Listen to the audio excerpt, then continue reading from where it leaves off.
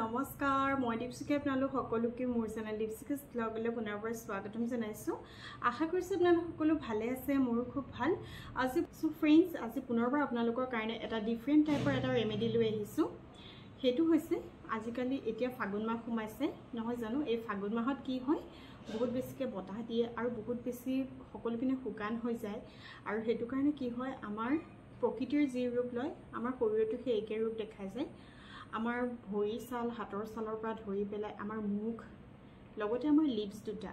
আমাৰ উৎজুৰিও আমাৰ একেবাৰে শুকান হৈ পৰে নহয় জানো সেই কাৰণে আজি আপোনালোকলৈ মই লৈ আহিছো কেনেকৈনো আমি আমাৰ উৎজুৰি খুব ধুনীয়াকৈ একদম পিংক কৰি ৰাখিব পাৰো খুব ধুনীয়া একদম ক্লিন কৰি ৰাখিব পাৰো দেখিলেই যেন ধুনীয়া লাগে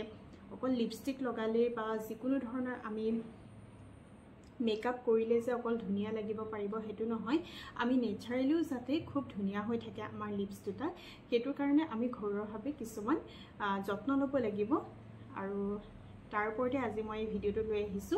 সো ফ্ৰেন্ডছ এয়া চাওক মই লৈ লৈছো এচামুচমান চেনি ইয়াতে মই দি দিছো আমাক মাত্ৰ দুটা বস্তুৱে লাগিব চেনি আৰু এনেকুৱা নেমু এফাল লৈছো মই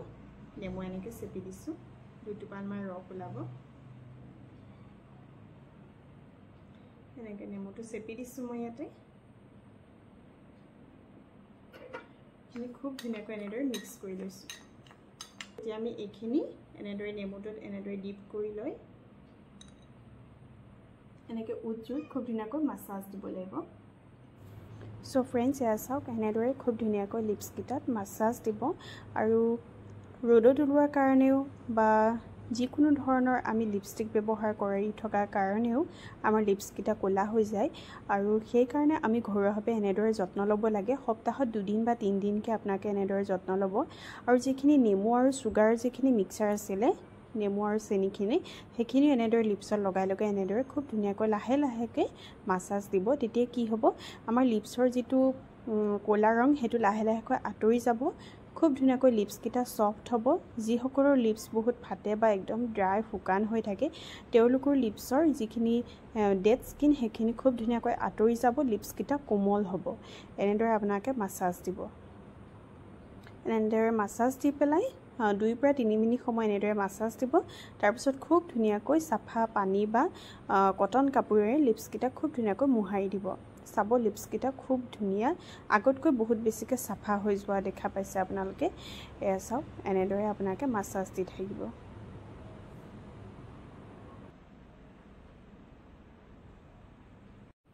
সো ফ্ৰেন্ডছ এয়া চাওক মই একদম ধুনীয়াকৈ মোৰ লিপছটো ধুই আহিলোঁ কিমান বেছি ক্লিয়াৰ হৈছে আগতকৈ আৰু এতিয়া ফ্ৰেন্ডছ মই এতিয়া বনাবলৈ লৈছোঁ এটা লিপ চেৰাম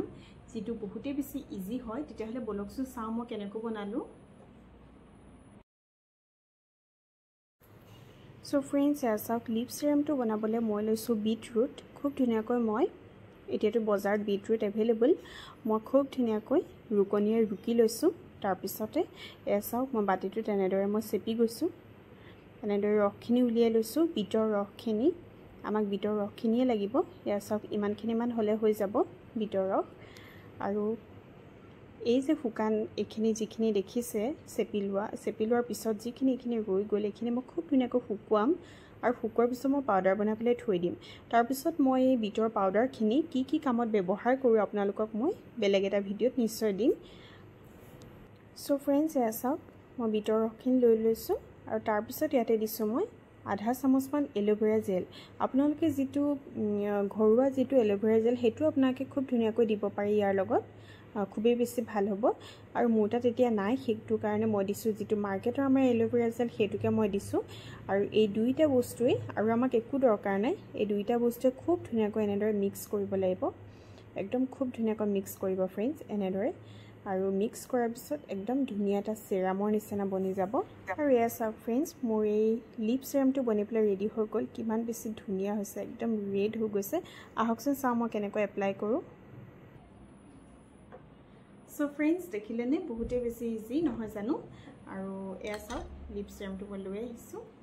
আৰু এইটো আপোনালোকে ফ্ৰিজত খুব ধুনীয়াকৈ এটা টাইট কণ্টেইনাৰ ভিতৰত থৈ দিব আৰু যিমান দিন পাৰে আপোনালোকে ষ্ট'ৰ কৰিব পাৰিব ডেইলি আপোনালোকে ইউজ কৰিব পাৰিব এতিয়া চাওক মোৰ লিপছটো একদম ক্লিয়াৰ হৈ গৈছে আৰু এতিয়া মই লিপছত লগাই দিম এইটো লিপ চেৰামটো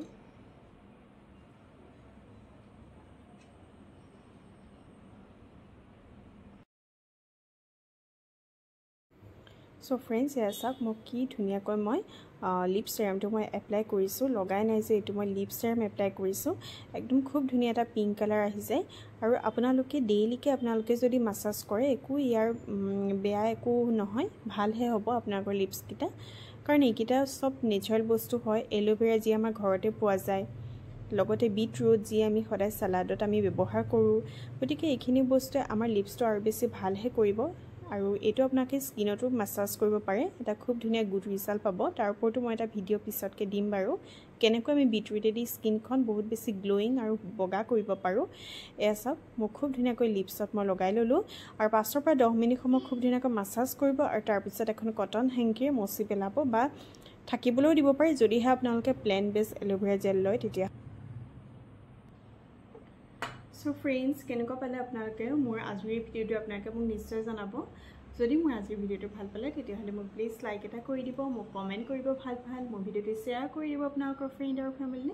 লগতে মোক সাবস্ক্ৰাইব নিশ্চয় কৰিব ফ্ৰেণ্ডছ কাইলৈ পুনৰ আহি আছো এটা নিউ ভিডিও লৈ আজিলৈ বাই বাই